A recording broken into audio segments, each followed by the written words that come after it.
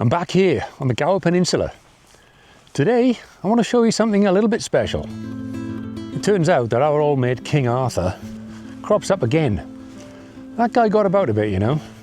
This is one of the ponds in the area. There's quite a few of these around. And just there in the distance you can see the Ridgeway. That's Cefn Bryn itself.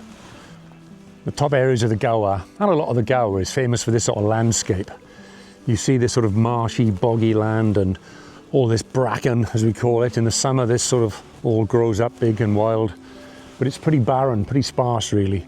And down there to the, what is that, down to the west, where some of the great beaches are, you've got more hills to get over and then drops down to the coast for perfectly untouched, stunning beaches. Definitely a cracking place to be in the summer, or in winter for that matter, like I am today.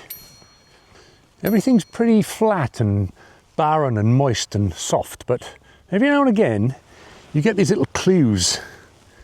You start to see these rocks jutting up here and there, and that's just a little clue of things to come. And that is the sort of thing we're looking for. And here it is. Look at this. Here we have in front of us the thing we've been looking for. And here we go. This is Arthur's stone. The myth goes that Arthur, King of the Britons, was travelling back from Carmarthenshire in West Wales, way down that direction, and he found a small pebble in his shoe. Kind of irritated him. He took it out and he threw it.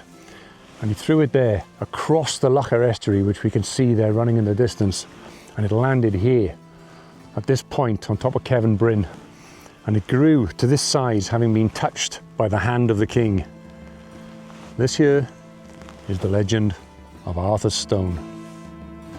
In reality, this is made up of old red sandstone, which is the same material that you find on the ground everywhere around here on top of Cefn Bryn. So geologists think that actually this is a natural formation, but it's also been said that it might be a 4,400-year-old burial site. Look at that, and someone's left some flowers here for someone. It's a very nice spot, admittedly. If this has been formed naturally, it's a pretty incredible thing, isn't it?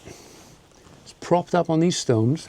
Personally, I think it was placed here by the giant ancient Britons.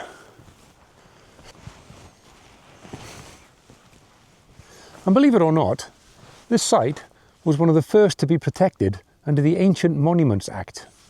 How about that? If we come at it from this side, we can have a proper good look underneath, look. Now, do you think this was put here naturally, just by ground and erosion? Or have ancient peoples placed this here like this? It's surrounded on these sides by those stones, leaving a bit of an entrance here. And I can almost imagine a body laying there, laid to rest. Makes you think, and whoever it was would have had these views as their resting point. Okay, we're going to leave Arthur's stone in peace now. Let's just enjoy the view one last time. Here we go. The Locher estuary coming to the north of the Gower Peninsula, all the farm fields below, mist rolling in off the sea. And West Wales beyond, down to Llanelli and Carmarthenshire and Pembrokeshire down that direction. This is a Neolithic landscape, a landscape of the Bronze Age.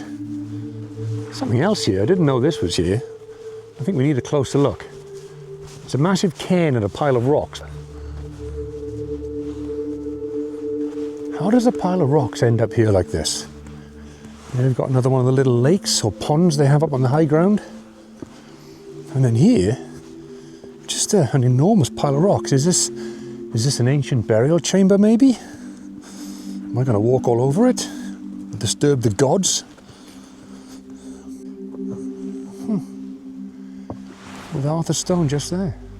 I was born in Swansea and grew up here.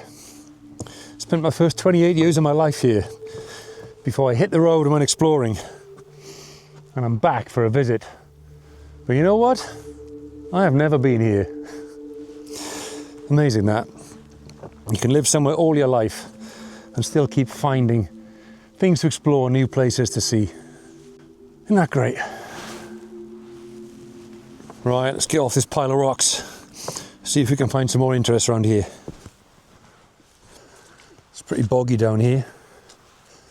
Most people are struggling a bit too. I think I found a bit of a dry route.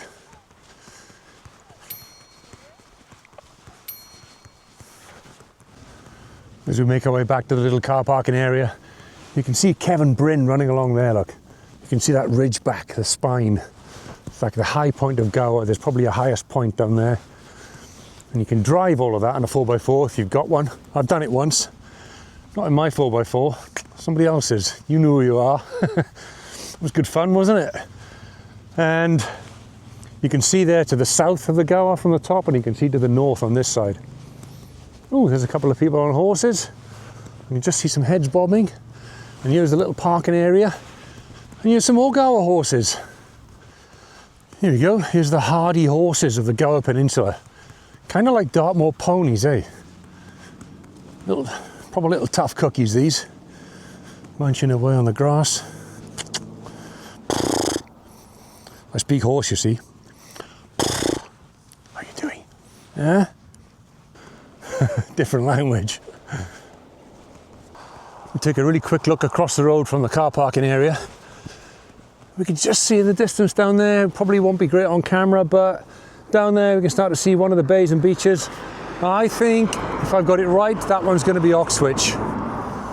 Oxwich Bay. What will be next? Maybe Portainen, perhaps? Maybe I'm getting these wrong, but yep. This is South Gower on that side. Car parking area, Arthurstone, and North Gower over there beyond. I think we're going to leave that there today. Just a real quick video, a little bit of an update on King Arthur and his story. We know he spent some time recovering on the Isle of Avalon. He's down here in the Gower Peninsula. He's been known, there's rumours about him in North London, in Trent Park, places like that. But for now, from the Gower Peninsula, let's leave it there at Arthurstone. I'll see you somewhere on the next one. In ScuzzyLondon, or maybe somewhere else like this. See you next time.